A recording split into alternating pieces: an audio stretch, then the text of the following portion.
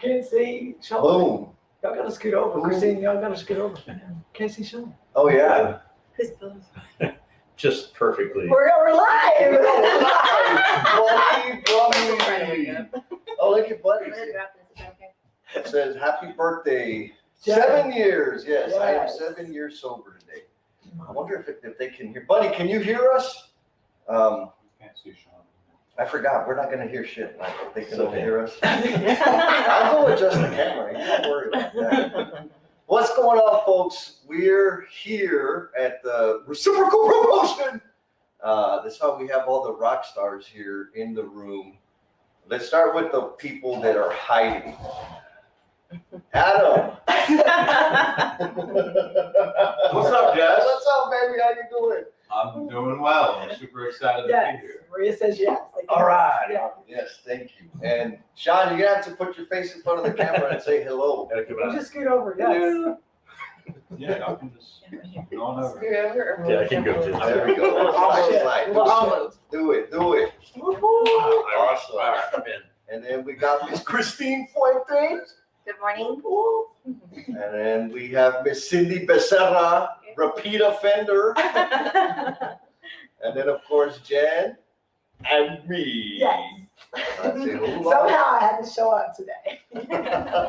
So, folks out there in the Omniverse, if this is your first time, please let us know where you're at. Drop a blue heart in the comments so that people can stalk you and love on you and we can recognize that you're here. And for all the lurkers out there, we love you very much for showing up and watching and supporting. And we're going to do shout outs. So we got Miss Maria Martin. She can hear. Thank you, Maria. Boom. Buddy. What's up, buddy? He says, yes, confirmed. Who's that? Oh, damn. So Lance is coming. It's 6 o'clock in the morning for Lance. What's up, brother? Thank you, Lance, for Yes. being here this morning. And he was at the book release party yesterday, virtually also. So thank you. Yep. And emotional bungee jumpers. Emotional. Oh, he brought the Like heat. brought the Yeah, he heat. did. Like, he was like on fire. And he has an amazing post today on LinkedIn that hits a little bit of some of that. So Mm-hmm. yep, gave love. And he just launched a new service into the world. Y'all got to find it. It's close to my heart, so it's specifically for trade contractors. Oh, around nice. Y'all got to hit him up. Lance got it going on, baby. Bruce, Troublemaker Bruce. What's up, Bruce? Bruce, I'm coming to the NYC next month, so we're going to have to get together, my man. Okay, well, so why are we all in the same room today? You asked us to be here, Johnson. Is that why? Well, a couple of reasons. Like we are doing our reciprocal propulsion weekend, but we just all happened to be in San Antonio yesterday because It's a Jesse, celebration, bitches. yes, we got to celebrate Jesse's book launch with the book that his first book, with one of those, right? Yes. So we got to attend Jesse's book launch event last night, and it was amazing. And if you were anywhere, we got to see pictures and celebrate for the How to Become the Promise You Are Intended to Be. That's not why we're here, but thank you. Nice plug. I should have known better. When you throw it out there, we can do whatever we want. Yes. Well, let's change the subject. Miss Tanya, that is Tanya, Yep. LinkedIn user. What's going on? Oh. We got to meet her in person last night. Yes. Yes. That was kind of awesome. That I was did really like cool. for a lot of us, it's the first time we've all met in person. Yep. And then look, another Oh, troublemaker. good morning, Rachel. Rachel, I was in your office and I didn't even get to see you, so that's not my fault. So I'm gonna get some Buc-ee's and not share it with you, just for that. That's what you get. Mr. Allen. Good morning, Alan. Alan Zoo. So Alan is like blowing up. Alan, bro, thank you for jumping on. We met, connected way back Clubhouse. Yep. Yeah. Long time ago. And he's been making big changes in the manufacturing space, and they're recognizing his talent and the value that he's bringing. Alan, thank you, man. And was never a question that you would blow up for me. And it's awesome to see you doing that, my man. So folks, y'all need to connect with Alan. He has got it going on. If you're struggling with a perspective around generational differences, Alan can light your world up. Yes. And he loves attention. Put him on the stage, make him have to talk about things. Yes. That's the best part. Bruce says he's gonna notify the authorities. Ooh, I got a good podcast coming out with Bruce. Do you? Week. Next week? What? Whoop, whoop, celebrities. Oh, yeah. All right, so we started our morning out here at the Airbnb thing with the intense conversation about accountability. We did. That is not the content of today's conversation. No. But I just want to poke people in the ribs. So there was a homework assignment. And everybody in the room, you have to say whether you did it or not. Okay. So we'll start with Sean. Did you do your homework? No. Damn it. Can you refresh us with that? Oh, let's see. What was the homework? It was Flamin Hot, baby. Yeah. Oh, that's a good homework. So have you seen it? No, but I heard it's fabulous. Oh, it just. It is amazing. It is so awesome. So the homework was to watch the movie Flamin Hot that just kind of hit like Disney and whatever, Hulu. I think it's on Hulu also. So Cindy, did you do your homework? I did not. Damn it. Adam? I did my homework, Jesse, twice. Thank you. Yes, sir. Oh, thank you. Extra credit. Yes, I'm gonna donate one. Yeah. to Sean. Donate I did my homework. Hey, what happened? Sorry. You should have sent me the password. Right. It was tough. I had to sign up for a free Hulu account. Dang. You went the I gotta remember to cancel it. Oh, man. Jen, you did it? Yes? I did, and I watched it on a flight back from Birmingham, and by the end of it, like I was in the seat, like tears were coming down my face, and people were looking at me like something was wrong. Absolutely, yes, I did it. Oh, I love it. Okay, so we're going to show some love to the tribe members out there in the Omniverse, and then we're going to jump into the homework. So, Mr. Terry, good morning. Yes. He's lurking on his bike ride. Wow. Thank you, Terry. How did he type Only stop. So maybe some voice to That's text. awesome. We got to hang out with Terry. We in did. Dallas on And we got to Thursday. sign his book. He Yes. brought it to the event so we could sign it. Yes. Dang, Terry, dedicated, getting that exercise. And look, Alan says, He knows us, right? He's like, wait a minute, I don't need to let people know I'm here. oh, I love it. All right, y'all. So we're gonna over here. We got a little group of misfits, and we'll go ahead and get the conversation started around what your takeaways were from the homework. And Jen said she wanted to go first. Of course. And so, folks, this question applies to you also out there in the Omniverse. So we want to know what your takeaways were around Flamin' Hot. The overall theme is around authenticity. And so, ready, go! Okay, so one, amazing. If you didn't do your homework, please make sure to go and watch it because there were so many, I guess, parallels for me personally and just, my role in lean and a lot of the things in construction that we talk about and how we show up. And so my two biggest takeaways were, as if you haven't seen it, you're going to get there's some spoilers, but it still won't give the whole movie away. But there's a part where a moment where the main character is with his family and they're, and his son is eating something and it's like super hot, super spicy hot. And he's eating it and he's like, hot, hot, hot, hot. And then he's like, well, then stop eating. He goes, no, it's like a good hurt. Good. And it's like this moment where he's like, oh, that's interesting. And so it was like that moment of something that, and for me, the takeaway, which may not be everybody's, is like in construction and the things we do, we have to work hard. Like if you just want to show up and not work hard, you can probably skate through some things, but we still have to like show up and like do some work. And when we have to do that work, sometimes it's tough and it's straining and it's frustrating and stuff, but sometimes it's just like a good hurt. for me, where it's like I work hard and in the end though, like what I get back from it, I'm like, oh, it was just so worth it. And so that was kind of a cool parallel, one big takeaway, which leads into some other things in the movie. And then the other big takeaway for me was there's a moment where in the movie, like all of this idea was out there and then it wasn't catching on as well as they wanted it to be, and they were about to shut it down. And the main character gets up and he's in the plant, and he gets up on the on the ladder, I guess, step ladder, whatever it's called, and he's like, it's the whole plant. They don't, there's a chance they could lose their jobs and things like that. And he's just like all of these machines are in here and all these things that produce all this stuff, but like none of it matters without all of you. And it's like that people part that like resonates with my soul. And so that was the other big piece of like, just again, like we can have all the tools, all the processes, all the things in place, but if we don't have people and we don't focus on the people that are doing the work, like it doesn't matter. So those are my two big takeaways, Jesse. Oh, well, you seem to have gotten a response. Oh, to yay. Adam over here. Yes. What's up, Adam? Me? You got any feedback on that? No, zero. No feedback.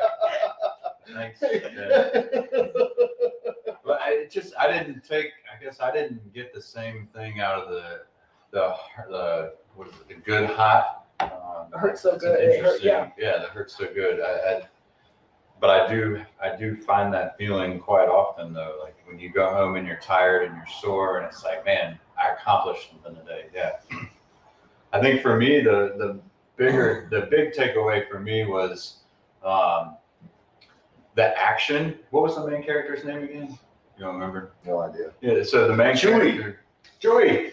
So Chewie, he had this dream, he had this idea, and had he not gone around 3 or 4 layers or levels of leadership, the idea never would have came to fruition. And so he took action on that idea, and so that's what really connected the dots for me. He was authentic, whether he was talking to the CEO or he was talking to the people in the factory making the Cheetos. And I guess the other takeaway I had that was even bigger for me is like at that same point when they were getting ready to shut down the operation, he called in his friends who had a lot of distribution experience. True. And they did it, right? They like made it happen, and they went and they took them into the neighborhoods, and they handed out the hot Cheetos, and got people enjoying, liking them, and really I think saved the entire product. And so I relying on those who are closest to you to really be able to get your message out there or help you when you're in time of need, I think was the takeaway that I had. 10-4. Well, I got some, but we got to go to the Omniverse. Alan says sometimes things just hurt. Yes, and that includes standing on stage and accepting all of the love and attention, Alan. True. And then, we got Christy and Angela. Women Talk Construction say vulnerability and authenticity equals progress. What do you think about that one? 100%. And it's evident in their podcast. It's evident in how they show up. It's just everything they post. If you don't follow Angela Gardner and Chrissy Palak, you need to, because they show up, they show that vulnerability, and they are authentic. And it's just really cool to see the things that have grown because of just their conversations. Yes. So for me, the movie, and folks, we're waiting for you. Like, did nobody else do their homework? Jeez. I did my homework, like of all people. There was a lot, and I've watched it a couple of times, and I'll probably watch it again because it's a phenomenal movie or story about overcoming. How should we classify it? Self-defeating thoughts, overcoming negative or poor self-image, Stereotypes. right? Stereotypes. There's a whole lot in the movie, but there were some big pieces for me, and one was Adam touched on it, right? The action part. Like, he had an idea, and multiple times in the movie, he could have swallowed it. He He could was have. even told no. Right. And so initially he had the idea, and he was just crazy enough to freaking call the CEO, like, hey, you said I got an idea, right? Like, and that's a big thing, right? Yesterday we had a separate conversation, I think on the emotional bungee jumpers call, where it's like, we don't have leadership support. Well, have you called them and told them they suck? Right? I mean, that may not land depending on what words you use, but Work on the delivery. yeah, maybe work on the delivery. But he made the contact, right? How many times do you have an idea like, man, and did you bring it to the world? So he did that. That was a big deal. And then before that, he was needing to have like a regular job. He had a family. He had to accept help, right? Because his wife helped him fill out the application, and so there was some pride that he had to let go of, and that back to having people in your corner helping you out. The most significant one for me, where I like really connected, was when he was presenting to the executives. So right before he was presenting to the executives, all the executives show up to the site and they're walking it, and his manager, who's pissed because he didn't follow the chain of command, is like, oh, look at this, and let me show you my QC program. And the CEO's like, I know how this shit works, bro. What's his name? and so for those of us in construction, how many times have y'all seen people, I'm sure y'all never did it, but seen project teams jump through their behind to polish the hell out of the office and the job site and everything else because they're coming. Every trip. Yeah. Right? And so there's a question of authenticity there, right? Because I know when I'm walking a job, or back in the day, I don't want it polished. I want to see how it really is. So that's one part. Anyways, then homeboy, he's presenting to them, and he has like charts, and this was pre-PowerPoint. He has Those overhead yes, the projectors. transparencies with Yes. and he's like trying to figure it out, and finally he's like, look, man, I don't forget it. And he just tells them the vision that he has. And then they ask him like a complicated question, like, well, how much market share are we going to get? And he like, that's a sophisticated question. Yes. And he's like, oh shit, I don't know what that means. He says, this much market share is what we're going to get. And that just, man, that was like beautiful because they spoke a different language. Mm-hmm. And the question was asked on purpose to like show how much he didn't know. And even though he didn't know the intricacies of the freaking business code and shit, he was still able to communicate his vision in his own language after he got past trying to give it to them in theirs. For me, that was the big thing. And so the question, I guess, for us here in the room,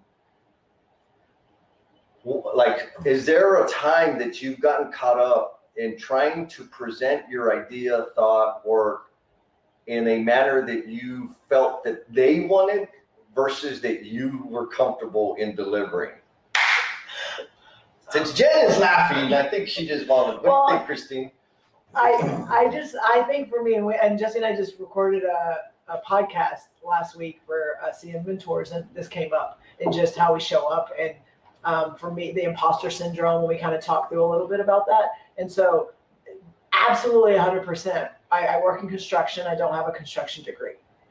And so how much time did I don't say waste, but how much time did I just give effort to making sure that when I came into the room, I could speak the right language and I could use the right words and say the right terms and, oh yeah, this and rebar and drywall, just being able to feel like I was able to be validated and have credibility.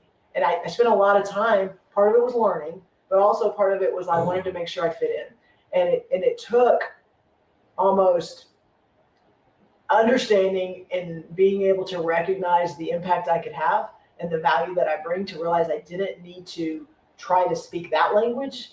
I needed to be able to speak what I was passionate about and what I could bring to the table and help them understand that.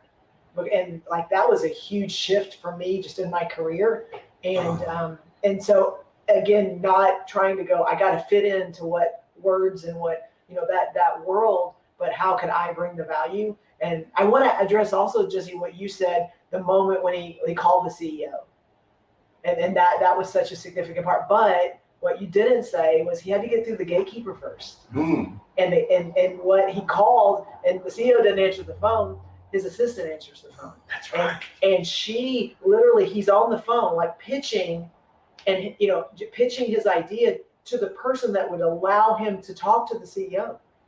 And his passion and this is what I think we can do. And she's listening, and then she's like, hold on. And then she puts him through. But like, she could have easily stopped that and he would have never gotten through.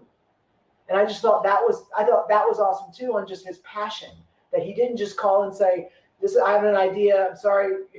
Who are you? And where, what are you? And she was like, are you the CEO of this? Are you the director of this, of the plant operation? He's like, no, I'm none of those people.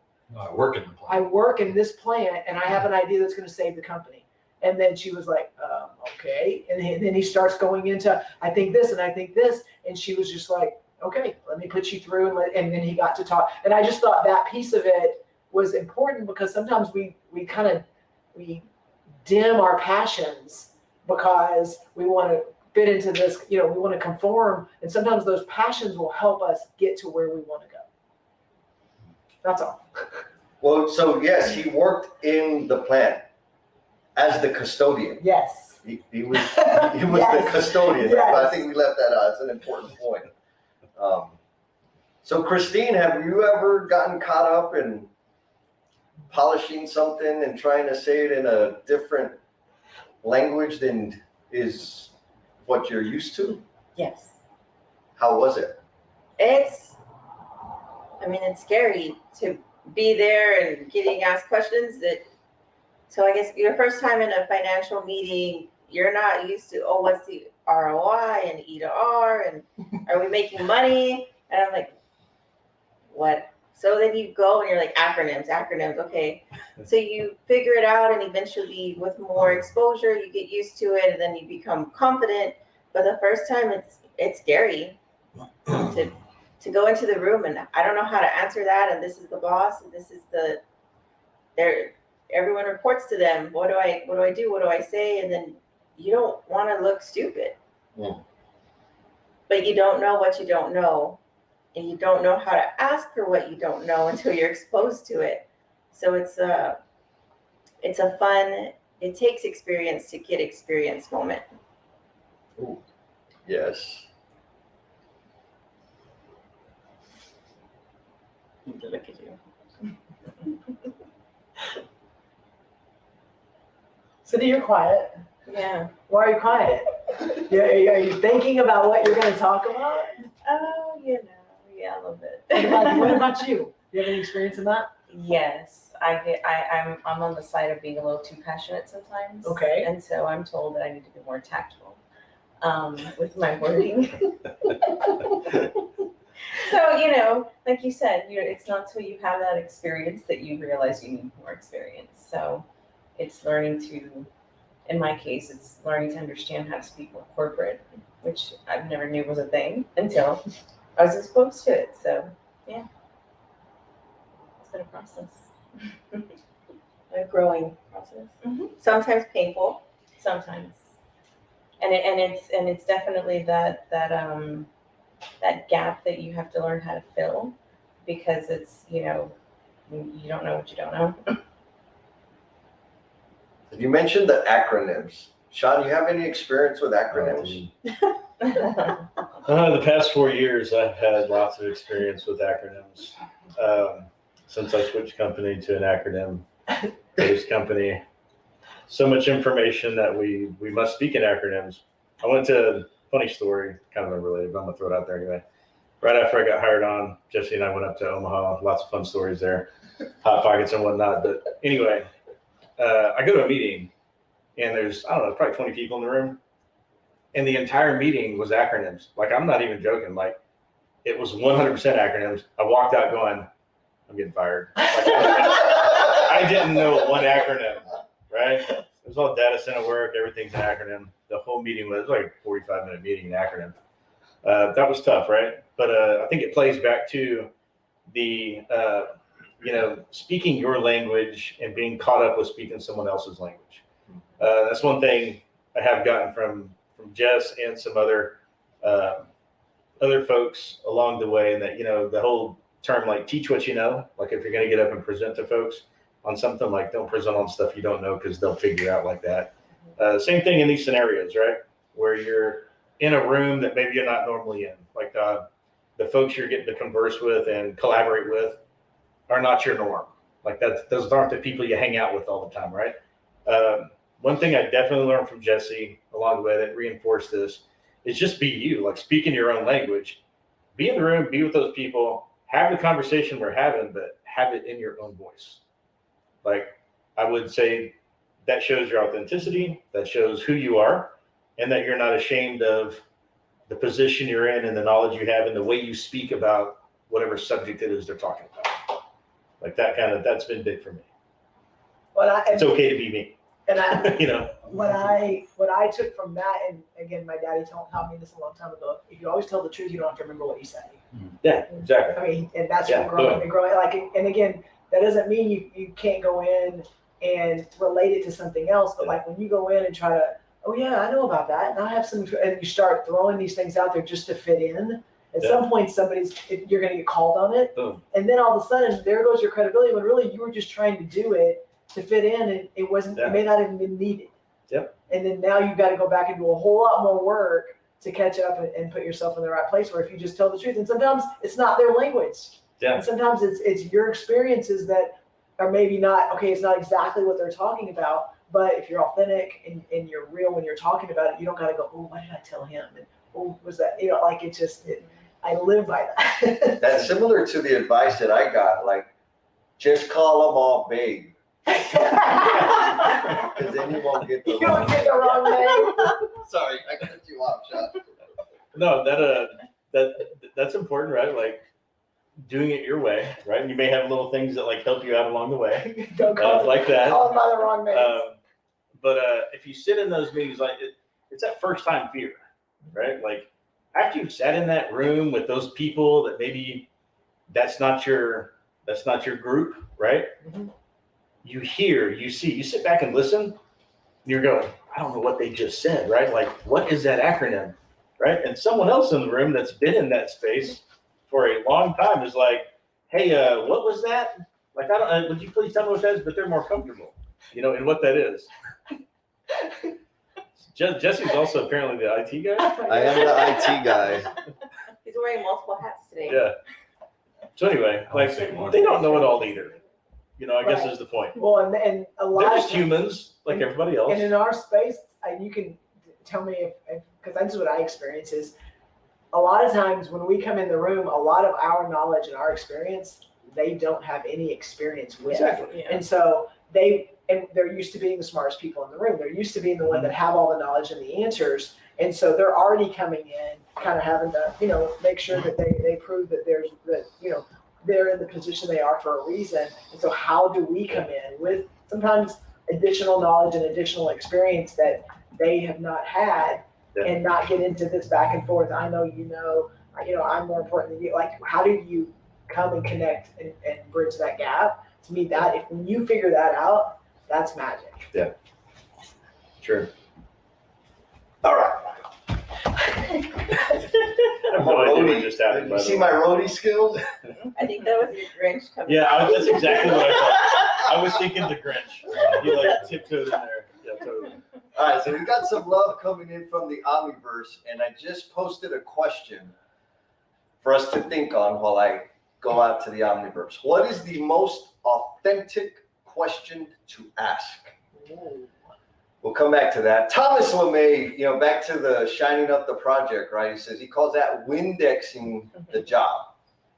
If the break tent, clean restrooms, and signage get torn down after the VIPs leave, it's an indication of priority, right? Why are you fronting? Just like, if it's messy, it's messy. Thank you, brother.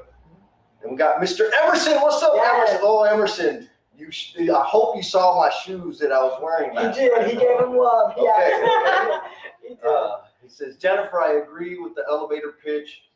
We should never think the next listener is not worthy, oh my God, of respectful engagement. Everyone is a gatekeeper to empowerment of some sort, and also the other way around.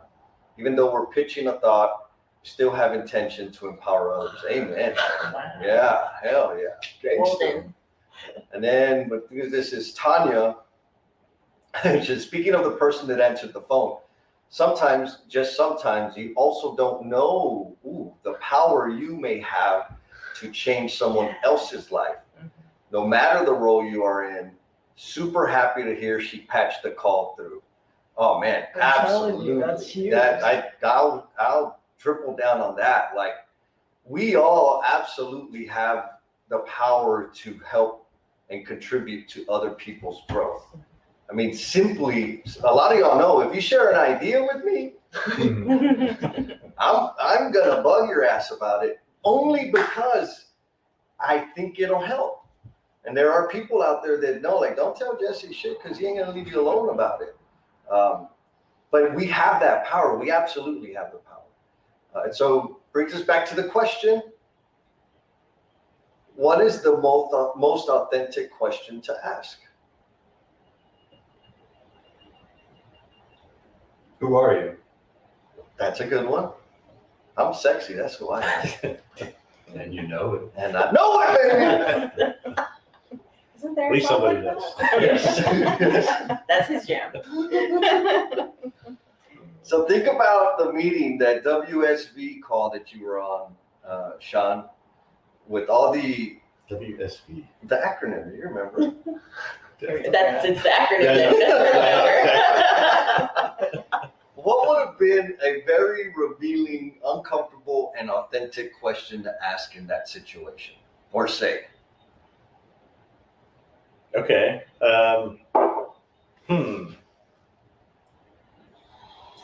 So me asking the question to the group, or them asking me? Okay, so I have posed the question in the past that it fell a little flat, but I think it got some reflection, and that was like, what have you done recently to better yourself as a professional, like to better yourself within your professionalism, right? And I got a lot of crickets.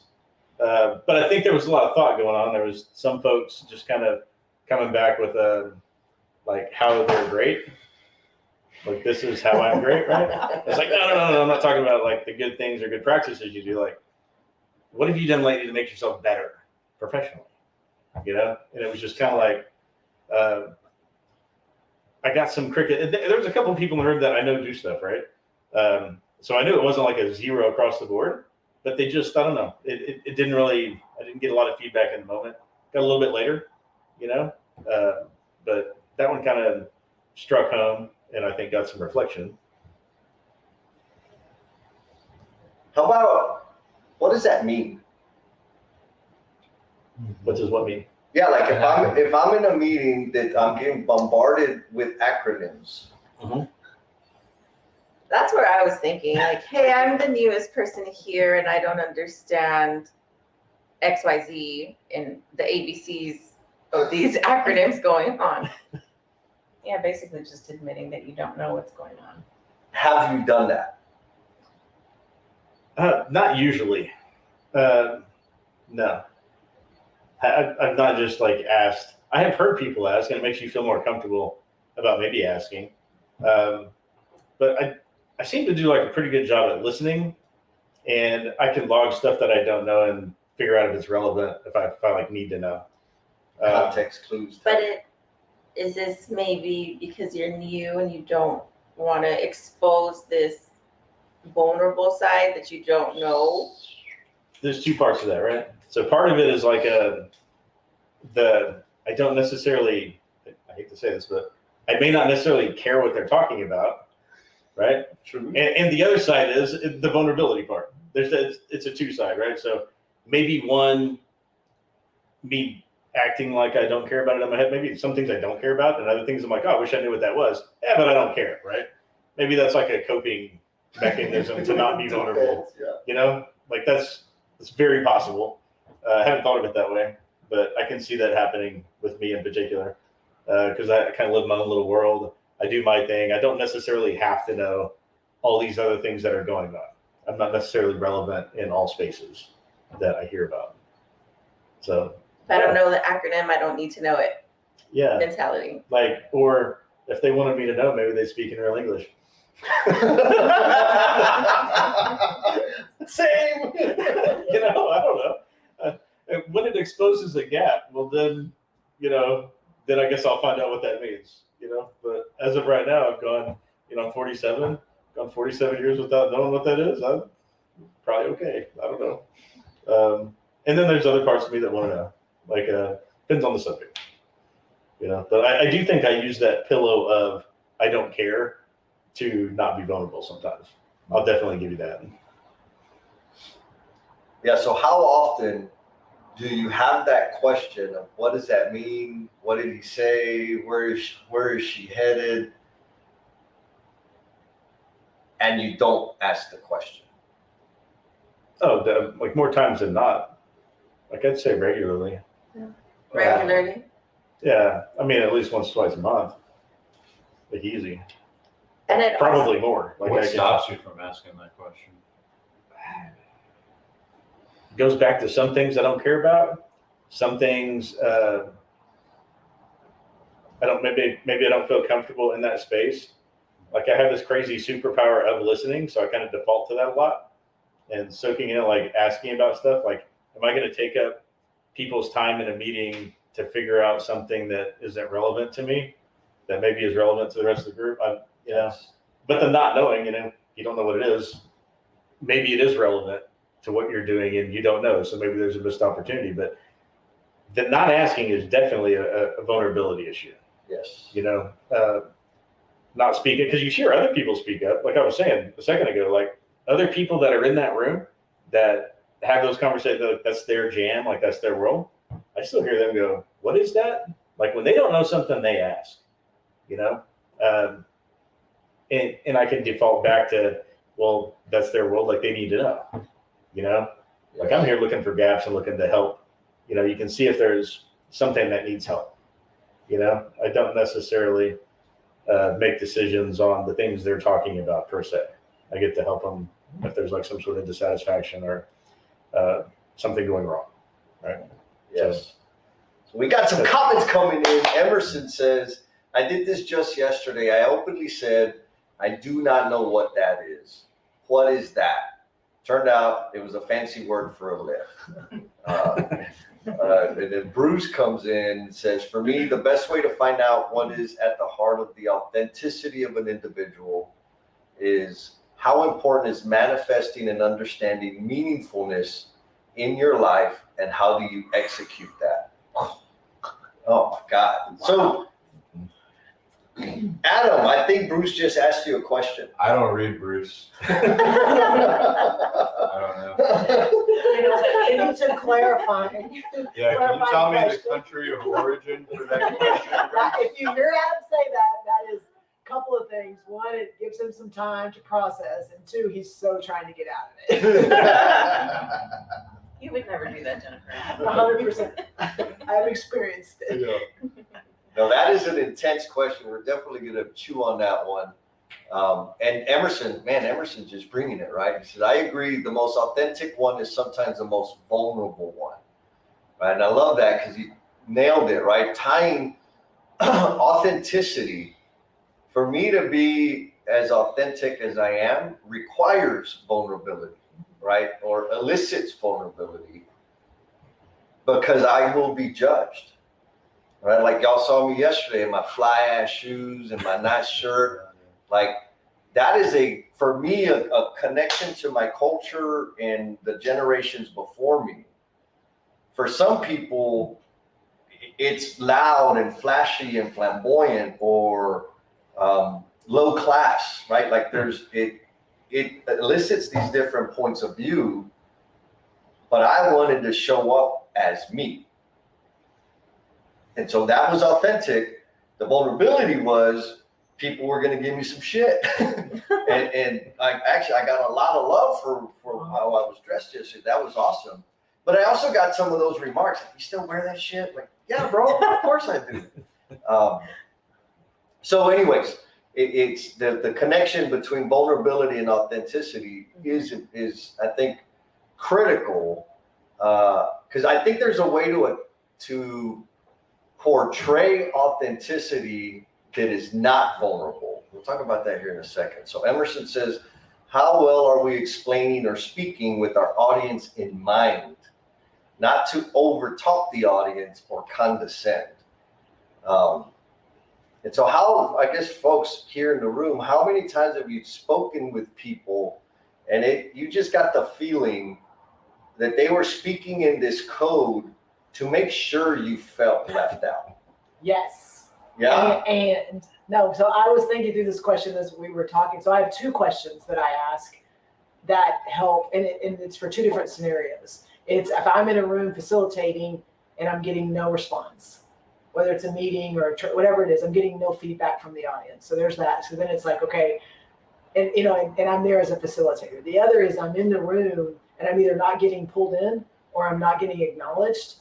And so my two questions are, why are you here? So ask, and I ask them that, why are you in the room? And so it poses a question to where only they can answer it, because I can't, it's not on me. And it helps, them, give them a little bit of, I got asked to be here because of this, or I'm bringing this knowledge, or I'm bringing this value, or I got told I needed to be in this room today and I have no idea why.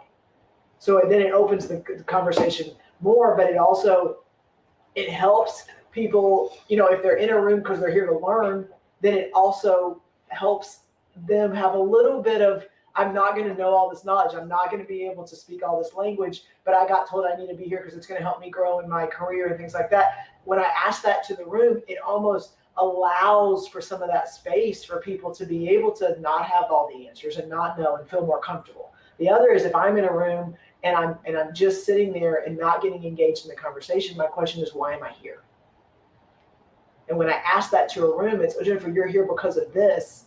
Okay, then all of a sudden, going back to what Sean and I were talking about earlier, sometimes you're the person in the room that is the only one in the room that has that knowledge.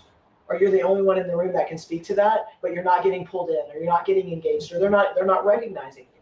And so asking that question, I'm not saying it resets the room, but then it makes them realize, like, we ask her here, or we ask him here for this reason, then, okay, we need to create space for there to be a conversation about why they're in the room. And so they're open-ended, but when I ask them and then I just shut up and don't talk, sometimes the feedback, it empowers the people in the room.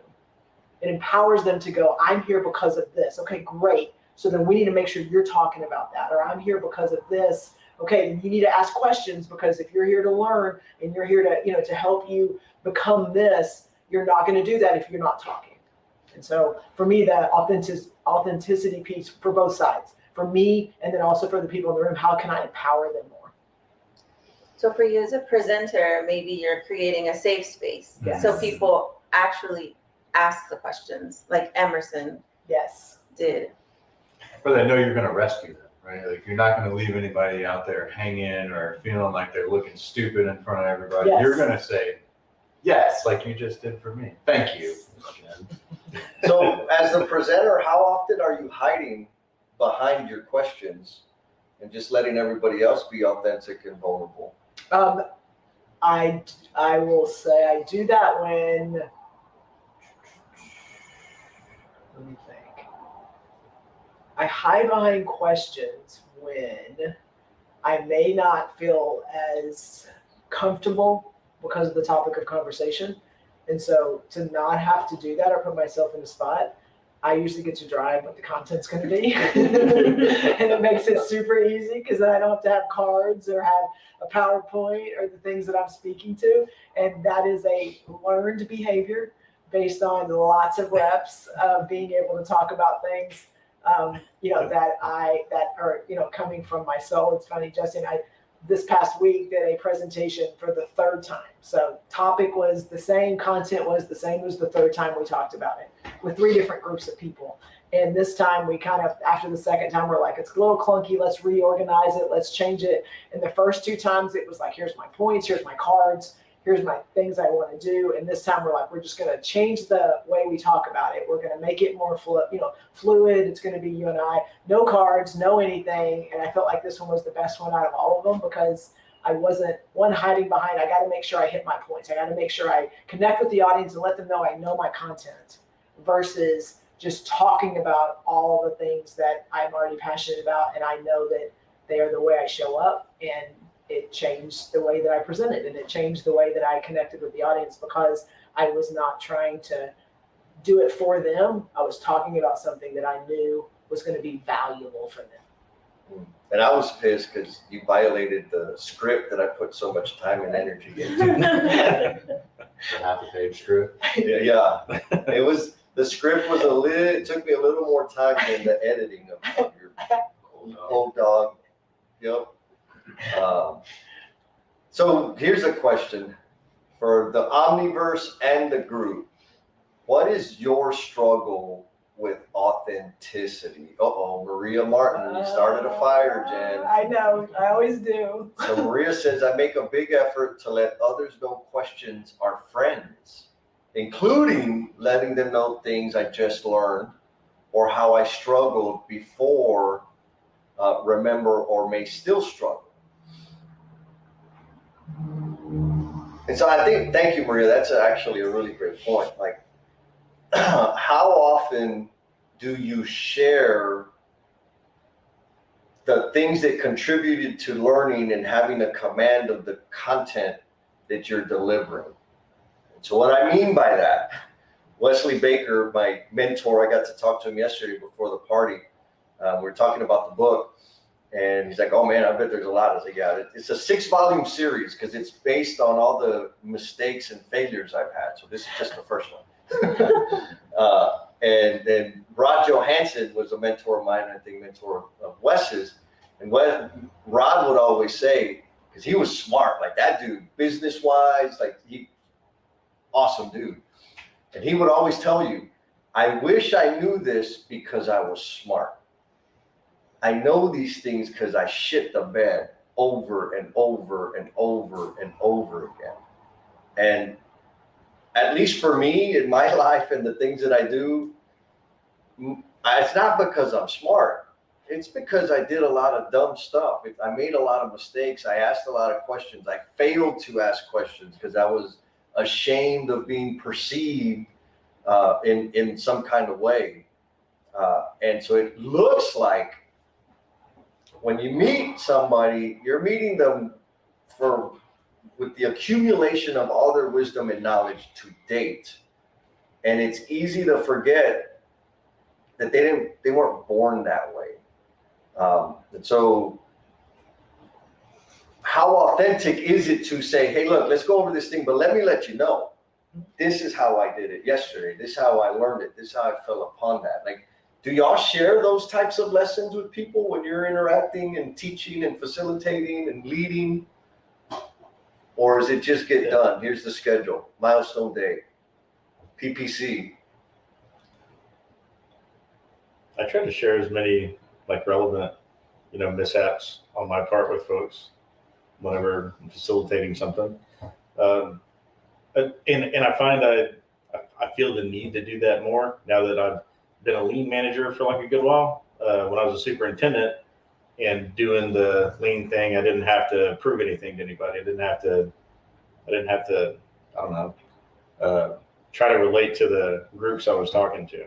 And now it's like I'm no longer that 18-year superintendent. I'm just this lean guy, So definitely talking more about those things. I don't know if it's a crutch to get some credibility or if it's like to better relate with the folks or what, but I don't know. I think relevant stories, the stuff you've done in your past, good or bad, usually the ones that you failed on and you learned something from resonate better with, but you don't have to, this is a daily occurrence with my 16-year-old who I love to death, but good gravy. Dude has to learn everything for himself. My niece. You know, right? I mean, I think this comes up more than we think. Yeah. When if you think about it, that's basically kids are. I mean, we were kids at one point, and it's like we think it's so hard to relate to kids sometimes because we think you just don't know, and that is why they don't know. Because we're still kids. We're just bigger, older, and we just have more experience. And some people never get the experience because they're too afraid to try. Yeah. And so and that's kind of where sometimes that's where you get people that admire you and they say, well, how did you get there? And you're like, I failed over and over and over again, but I got stronger and I got better because of that.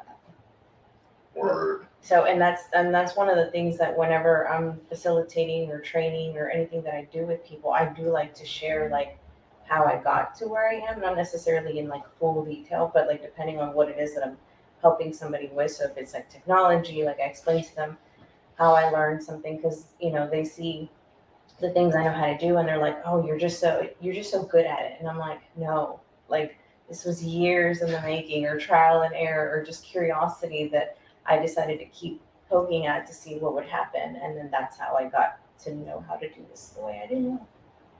Iceberg effect. Yes. Yes. But I have two. Oh my gosh! Then you just hit. And Sean did too, but it's like you just hit it home. 2 examples of when we share failures, we become human. Mm-hmm. And so 2 examples is I work for Robbins and Morton. I talk a lot about our journey and where we are now and what we're doing as a company, and that's great. People can go, oh, that's great. When I start with how we screwed up. Mm-hmm. And how it didn't work and how we rolled it out and it completely it didn't work and we had to just trash it. All of a sudden it's like it changes the dynamic of we're doing all these wonderful things now or we've got this buy-in and we've got these things, but when I start with it didn't work at first and we had to figure out how to adjust it, all of a sudden it's a different conversation. Yeah. And it's not just look at us. And it goes back also to the kind of owning the things that got you where you are.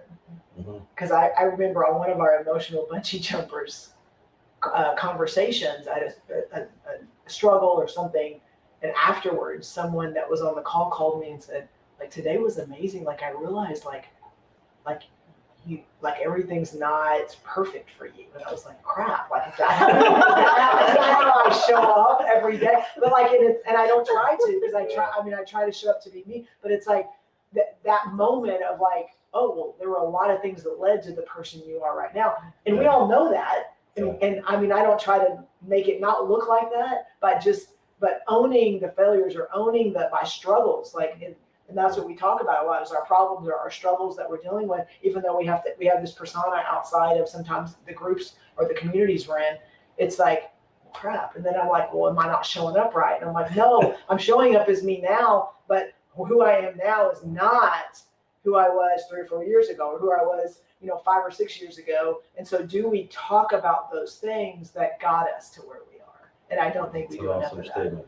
No. It just made me think like, we celebrate learning through failure so much that it seems like a good thing. So when we really allow someone into that, this is what I'm struggling with, they're like, oh, you're not perfect. Yes. You're not happy all the time. It's like, yes. No, but we get excited about learning through failures. And it's like, it's presented in such a positive way that we have this like a better than thou sort of aura. Like everything's great. And it's not. No. Because when you're learning it sucks. Yes. Yeah, exactly. It hurts. Once you get past it, it's so great. You present it as if it's good, right? Yes. So it's like, it's an odd little paradigm. Yes. So Bruce says, my struggle with authenticity often stems from interaction with others and how I will be accepted. Thank you for that. That's huge, Bruce, putting that out there on the internet. Then we got Tanya says, I love being around real people. Oh, I love this because I know they'll be able to receive my authenticity, but have been told to read the room. Not everyone is ready for all of you. Yes, I've never heard that. Yes. Yes. All right, so I'm just gonna make people uncomfortable now. Christine, I'm coming after you. So like the I laughed. vulnerability thing, right? We worry about what people are going to think about us. We worry we're going to be rejected. I think it's natural, it's human to want to be accepted. And we put a lot of effort into like learning and growing and having big wins. And so I don't know if y'all know this, but Christine was featured on the Texas Monthly Journal. Did I get that right? I believe it's Internet Forbes. Forbes.com. What? Yeah. That's a bigger deal. Can you tell us more? So I went to school at Lackland City Elementary in San Antonio. Now it's Jerry Allen. They did a reading program, and I learned how to read with this program, and they found me somehow 20 years later, and they featured me as what am I doing now? What did I do? Essentially a success story. So that was really cool. I just took it as, oh, great. I guess I didn't at the time, and even now, I'm kind of don't realize how big of a deal it was or is. To me, I was like, yeah, I did that. And that's everyone in my grade did it. So to me, I was just one of the few they found. But you're leaving out some details. So they celebrated you because, where'd you go to university? UT Austin. Yeah. And then I studied civil engineering, and then I went to UTSA. And I'm not sure if at that time I was studying or I had graduated yet for my MBA. So I'm shining the light on you because you are a recognized, accomplished human being, woman. We're talking about authenticity. Thank you. Yes, part of authenticity is being vulnerable and sharing the mess ups, which I'm really good at that. It's also sharing the big, gigantic wins. And I would go, you tell me if I'm wrong, Christine, but I saw it in a magazine, right? And I know it was a big thing. And how often do you bring that up? And like, how comfortable are you right now? Very uncomfortable. Why? Yeah, like I don't know this about you, Christine. There you go. We gotta work And together. This is news to me. I feel don't- like I know you pretty good. You do. But apparently I don't. You know a lot of other things. I don't Yeah, I know. Exactly. I guess how often, except in this room that Sean was in, do we brag on ourselves? Exactly. There you go. I know I posted it on LinkedIn, but I wasn't like, oh my goodness, guess what? Read my article. Because you just try to stay humble, but at the same time, I don't want to go, hey, look what I did. Did you do it? Yeah. And you're like, What I don't about us LinkedIn like losers that don't like? There's no consistency. Like I didn't see that. Like about once a month I check or whatever. You know, like Whose problem is that? well, that's a different subject. Stay focused, Adam. That's a Okay. great show. Hashtag LinkedIn was It's not about me. We're talking about Christine here. You know, one of my coworkers just hit 10 years. So he put his plaque on his desk, and I was like, hey, I got that plaque. Why don't I have it on my desk? Yeah. So I brought it to work, but I also got it during COVID. So, I mean, my desk was at home. So We it put it out stayed, there for folks. it stayed in the box. Like, oh yeah, it's in there. It's not getting dusty. So I brought it to work, but I was like, oh wow, I have one of those. It wasn't until he brought it that I was like, oh, it's a great idea to bring it. Well, we suck at celebrating ourselves. We suck at owning the impact that we're having on other people's lives. I mean, and for me, where I see it the most is so we use Yammer, which is part of Microsoft and stuff on how you share internally. And I am a big promoter of that. And I get to touch all of our projects. So I'm like, oh my gosh, you have to share that. The mentality of our people is the humility of this is just our job. Yeah. Like, Yes. this is just what, I mean, okay, that's great, but like this, I'm doing just what I'm supposed to be doing. And they get so in that place, they don't realize the amazing things they're doing. And so it takes, I'm going to tell you, sometimes it takes me to shine the light for them to go, oh yeah, I am doing something cool. Oh, yeah, that is cool. Because that's not a default mode. And we can get onto them for going, come on, share. But like sometimes they need someone to shine that light on them to realize like, okay, I am worthy. And that's hard for someone to go, I am worthy of celebration. You are worthy of some celebration and like recognition. So it takes the outsider, like Jesse. Thank you, Jesse, for reminding me of that in front of the Omniverse. Yes, exactly. Yes.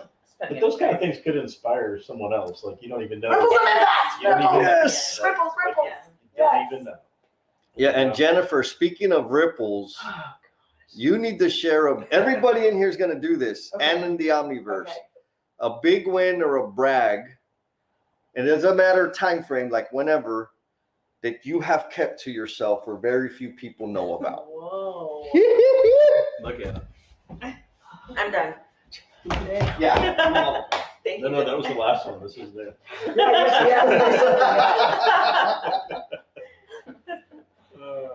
Right, because the subject of this is authenticity.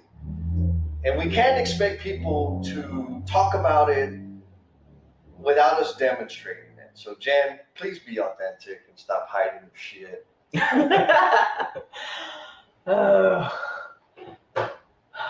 Okay, well, it's gonna be a celebration.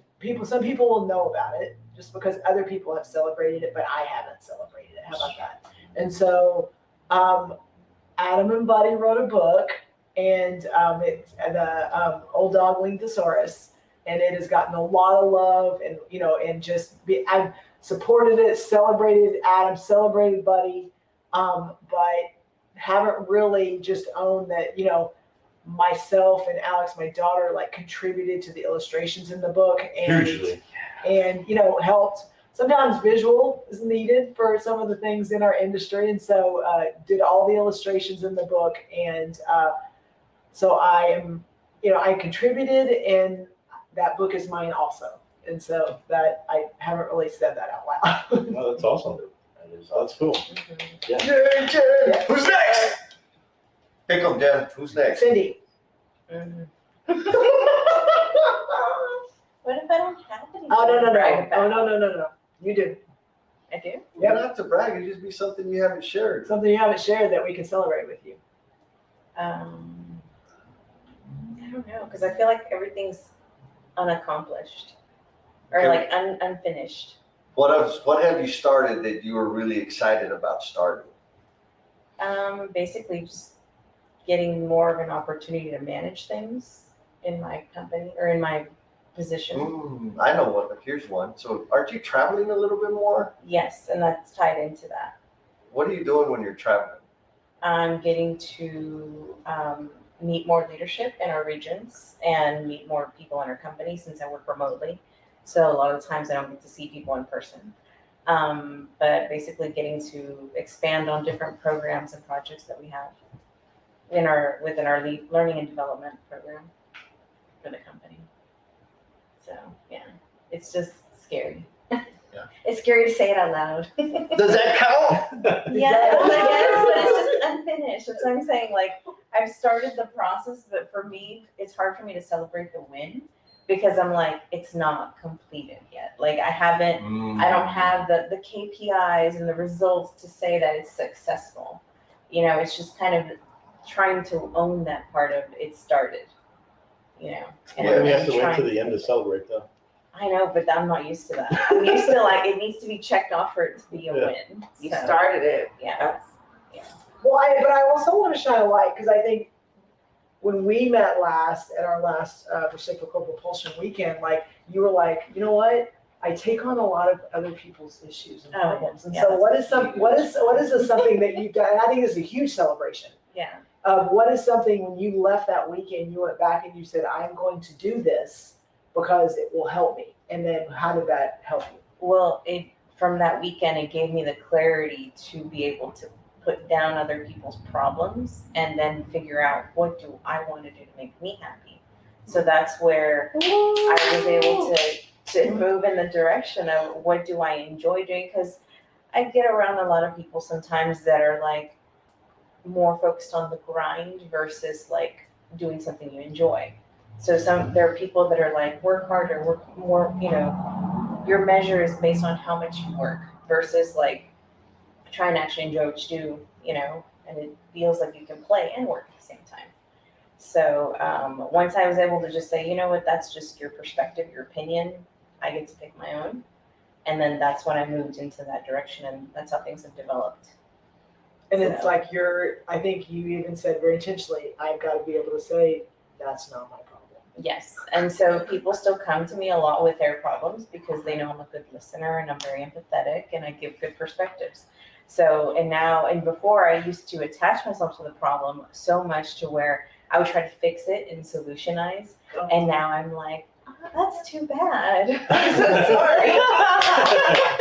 Tell me more about that. Yeah, I'm like, and how does it make you feel? And what do you think you could do about it?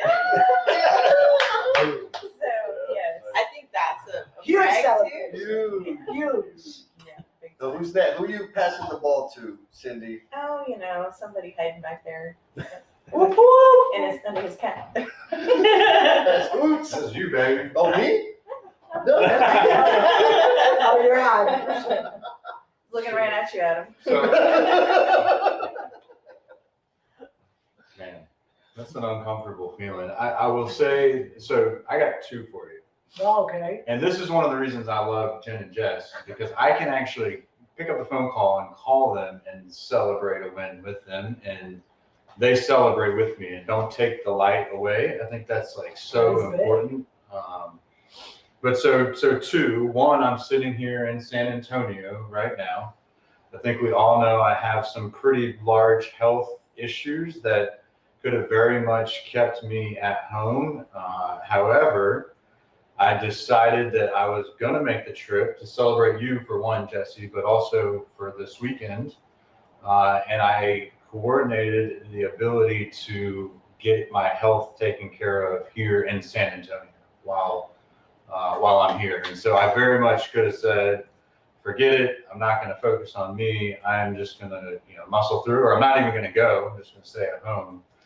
But I picked up the phone and made a bunch of phone calls and coordinated a dialysis center here that I can go, and at 11 o'clock our time here, I have to go for 3 hours and get plugged in and recharged here. And so that is one thing that I will brag about, because it is against my nature. I normally would have just suffered for 4 days until I could get back home, or I wouldn't have even come. So that's one. And then the second one, again, due to the health issues, I have not been able to travel nearly as much for the same reason. And just yesterday, I found out that I got a new deal, a new client who is local at home, who I have been chasing for over a year, providing free coaching and consulting and this and that. And they got a job they're struggling with from a designer standpoint. And so we're going to go in and see what we can do to help straighten that out. So Yeah. that's a big deal. They do a lot of work in the Greenville area. Awesome. Awesome. Are you passing it to? I'm passing it back to Jen. Celebrate another one, Jen. Nice. Got her. That was good, dude. While you think, Jen, because I know you got Okay. a bunch. Maria, she's celebrating that she took a step towards dual citizenship. And she has to travel to Miami for the consulate, and she's already booked the flight. Go, girl. Girl. So, folks, like if you're coming in, if you're rewatching and coming in at the back end of this, the big overarching theme today is about authenticity. Talked a little bit about vulnerability, but we also want to be clear that it's not just, bearing all your feelings. It's also celebrating wins, which is a vulnerable act for some of us. And Jen, because she has so many, her and Adam coordinated for Adam to keep asking Jen to celebrate her brags and her wins. It's not a coordination. It's just that's what Adam does by default to get the attention off of himself. Yes. Just be super clear. So I'm just going to say, I'm going to own right now that I am a master facilitator, and that is continuing to grow and improve, and I continue to get better because of the people around me. But when I walk into a room, it doesn't matter what level of people that are in the room, I am able to make sure that every person talks and every person is engaged. And when we walk out of there, they are energized and they feel like they mattered. And that is something that I want to do, intend to do, have done, and will continue to grow and get better at. But I am there. How about that? Love that. I agree, 100%. Okay, Sean. Woo! All right. So something that I have accomplished that I didn't let anybody know about is I finally, and I probably told Jesse because I got some shit from Kyman. He sent me a text or something. I don't even know what anyway, I don't even know how he knows. He apparently just looks it up on the AGC website every day to see about their CLA certification. You got it? Yeah, I got it a long time ago now. Good job. And I didn't put it on my signature. I didn't put it on anything. I just, okay, y'all want to be good certification? Check the box. I got it. Cool. Congratulations. And so, That's I don't know. awesome. That was something. There you go. You I know, didn't know that either. yeah. It's not easy. Yeah, Congratulations. I didn't I don't know. But it goes back to that. I don't like the showboat. And even something as minor as that, I just was like, okay, I did it. Cool. And it can fly under the radar, you know? Well, you know what it makes me think of, and since we're about all this, it's like how we define a win. Like, what is the definition of a win? Yes. huge. Because I've expressed wins to other people in the past, and they're like, "Do you not realize everything you've accomplished in your life?" I think you told me that before at the last meeting, and I was like, "No," because I look at it like it was supposed to happen, versus like I checked it off. Like I check it off, I'm like it's done. Like I forget about it.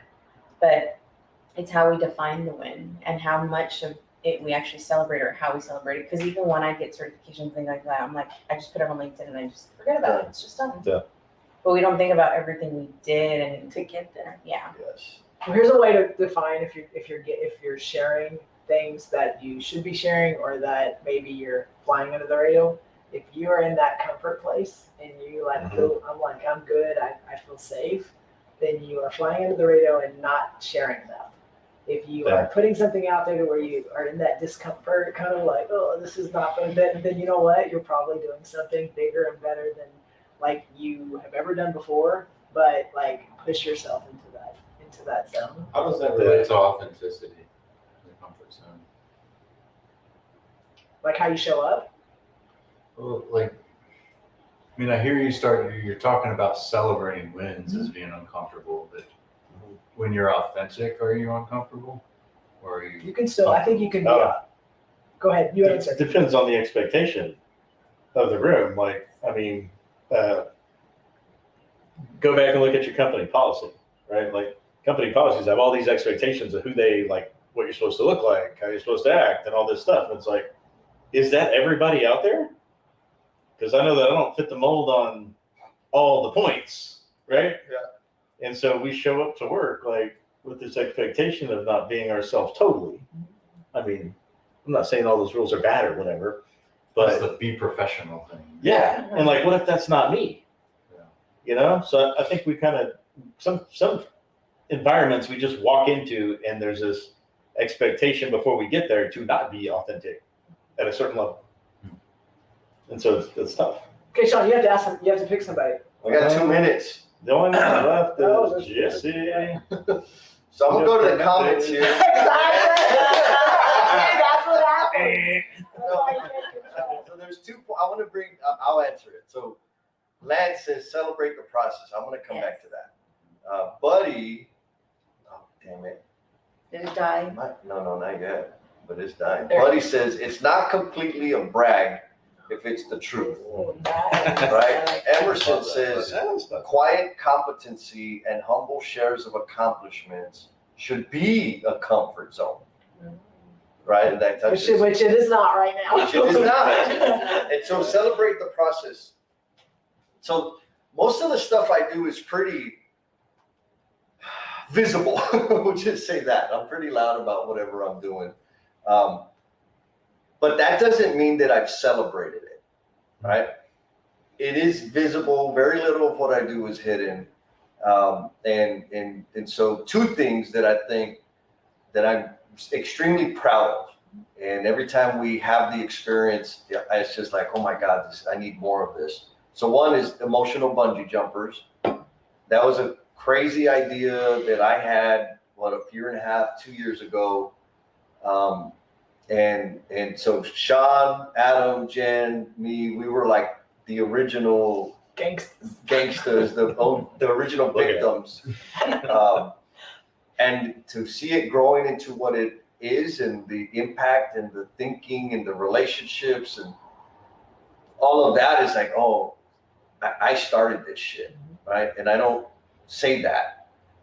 And then the reciprocal propulsion, this retreat, it was an idea that seemed even more crazier. And here we are. This is the third or fourth? Yes, third. And again, like the relationships, the impact, the ripples that it's having, I love it. Like I'm addicted to it. I need more of it.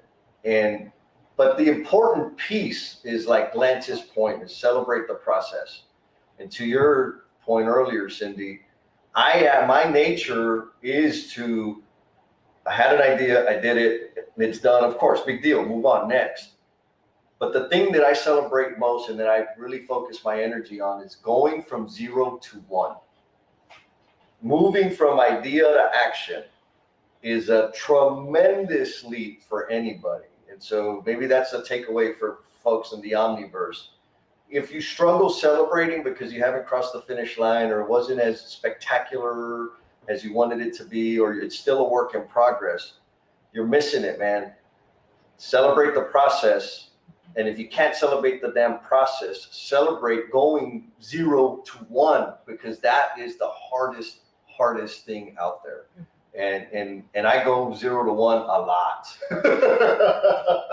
And I think you take it for granted once you've done it so much. Yes. You no longer feel that pain of starting. Yes. And so, like I was saying before, like when people get stuck in fear, that is the hardest step to do, is to go from 0 to 1. Yes, totally. All right, we're 2 minutes over. We are not having an after party today because we're gonna get vulnerable here in a couple minutes. So closing thought. Go ahead, You Christine. didn't share your brag. I I did. did the emotional budget. Emotional- Emotional bungee jumping. And reciprocal propulsion. Yeah. And I want to shine another light. I know we're doing closing thoughts, but like the decentralized conference, Oh yeah. like 12 freaking industry rock That star was game amazing, changers that dude. Jesse was able to get all together, Wow. talking about things they're passionate about, that it was an idea in his head, and it just like came together, and for 2 days, like just ballers in our industry, and Jesse, like that was his, and he did it, and he made it, and he got it across the finish line. Home run. Good. So, and that's one of them right there. Yes. So, yeah. Yes. IFW. That's an acronym for you, Sean. Closing thoughts. I fucking won. Celebrate it, Heather. Sorry, it just took us PG-13. You only get one. I better leave. Okay, All right. closing thoughts. Yes. Am I starting? Yes. Go. Okay, so my closing thought is a challenge to those out there that we talk about our struggle with celebration, because whether we failed, it's something, a fear, like intentionally go through, and when you have wins, celebrate them along with the fails. Like talk about the fails, what did we learn, but like take a moment and celebrate a win of yours, of someone else's, because it will help. The more you do it, the easier it becomes. Cindy. Don't play the comparison game when it comes to wins. Mm. Because I think that's what makes it so hard to celebrate wins, because you start to, okay, I got my bachelor's degree. Do I need to go for my master's or my doctorate, or where do I want to go, or why is something important? So trying to define the wins in a better way for myself. Nice. My takeaway is going to be to remind your friends and coworkers and family of their wins. Like Jen just reminded Jesse about decentralized conference. So even if it seems little, remind your friends of their wins. Yes. Awesome. All right. How about market yourself as yourself, and you will market yourself better as yourself than what you think the expectation to conform to from some other entity. You'll come across better. There's a Yes. guy over there that has a PhD in this, and it works. But just be yourself. Like people will like you for who you are. Yes. Adam. That's so hard because we live in a world today where it's easier to be what other people want you to be than it is to be yourself. And that sounds like, It's easier. You think? I do.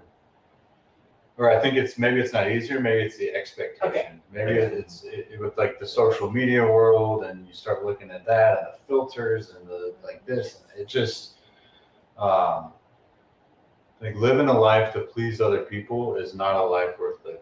And so how do you live to please yourself in a humble and like gracious or with gratitude, I think. And so I'm still struggling with this authenticity thing and what exactly it means. And so yeah, I'm looking forward to the rest of the weekend to help figure that out. Oh yeah, we're gonna I get get into some it. comments. And my closing thought is authenticity for me requires and brings some magical stuff. It requires for me to be comfortable with losing people. That's a difficult thing when I want everybody to love me. The value it brings is that I lose people, that I don't have to contort what fulfills me to keep them in my space. And so for me, being authentic attracts and repels. It attracts the right people and it repels the right people. I just have to reconcile with what I'm going to lose, and it's okay. Nice, that was strong. Gangster. Peace, we'll see y'all later. We're gonna eat barbacoa and lengua and sesos and cabrito. And Big Red. Oh, and Big Red, yeah.